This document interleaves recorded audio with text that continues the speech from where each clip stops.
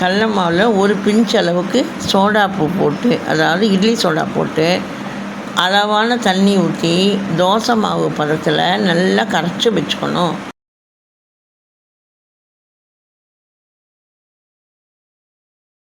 நூற்றி 125 கிராம்னா அது மாதிரி 2 மடங்கு சர்க்கரை, அதாவது 250 கிராம் சர்க்கரையை எடுத்துட்டு அதில் பாதி, அது 1 கப் ஆச்சு சர்க்கரை, அந்த அரை கப் அளவுக்கு தண்ணி எடுத்துக்கணும். அதாவது சர்க்கரையில் பாதி அளவுக்கு தண்ணி, அதுதான் கணக்கு. அதாவது சர்க்கரை நனைகிற அளவுக்கு தண்ணி ஊற்றி நல்லா காய்ச்சிக்கிட்டே இருக்கணும். பாகு காய்ச்சும் போது நல்லா ஒத்த கம்பு பதம் பாகு பதம் வந்துச்சுன்னா எடுத்து வச்சுட்டு ஒரு வானலியில் 1 லிட்டர் எண்ணெய் ஊற்றிருக்கோம். 1 லிட்டரு எண்ணெய் ஊற்றிட்டு காஞ்சதும் பழம் எப்படி பார்க்குறதுனா, ஒரே ஒரு பொட்டு கடலை மாவு எடுத்து ஊற்றினா உடனே புஷ்ஷுன்னு எழுந்து வரணும் மேலே, அதுதான் கரெக்டு. இப்போ பூந்தி கரண்டியை வச்சுட்டு, இது கொஞ்சமான அளவுங்கிறதுனால அப்படியே ஊற்றி செய்யும்போது இப்படி தட்டிடாதீங்க, அது சாய்ஞ்சதுக்கு வாய்ப்பு இருக்குது. அதனால் நீங்கள் ஒரு ஊசியை வச்சு அல்லது ஒரு ஸ்பூனோ சின்ன கரண்டியோ வச்சு அது மேலே தட்டுனீங்கன்னா நல்லா விழுந்துடும். அதுக்கப்புறம் வேறு ஒரு பவுலில் தண்ணி வச்சு தண்ணிக்குள்ளே அந்த கரண்டி விட்டு நல்லா கழுவி எடுத்து பின்பக்கம் தொடச்சி வச்சிடணும். அப்போ தான் அது வேகிறக்குள்ளே இந்த கழுவி வச்சிட்டோம்னா அடுத்த அடசல் போடும்போது ஒன்றோட ஒன்று ஒட்டாமல் நல்லா வரும். தான் வேகணும், ரொம்ப வேகக்கூடாது. பூந்தி அரை வேக்காடு தான் வேகணும். இது கொஞ்சம் கட்டி இருக்கிற மாதிரி தெரியும் பார்க்கறக்கு, அது எடுத்து போட்டு கரண்டியில் தட்டும்போது சரியாயிடும்.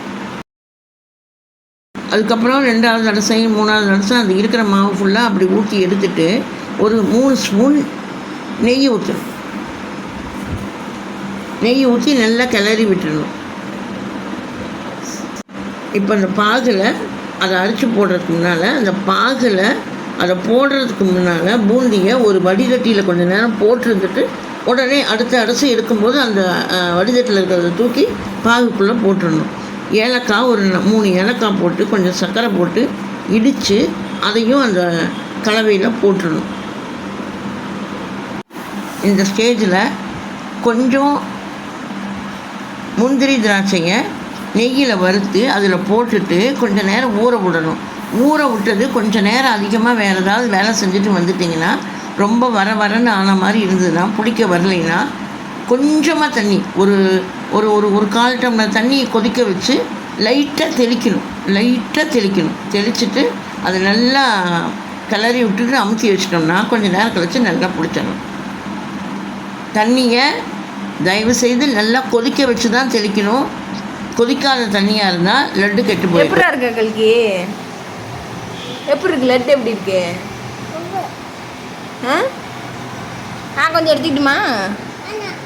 ஏன் கொஞ்சம் சாமி கொஞ்சம் கடுது.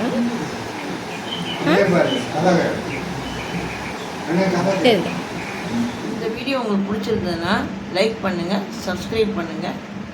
அடுத்தது ஒரு வித்தியாசமான கொழுக்கட்டை சாட்டர்டே அன்னைக்கு போடப்போம். அதுக்கு மாவு ப்ரிப்பேர் பண்ணுறதே கொஞ்சம் டைம் எடுக்கும்.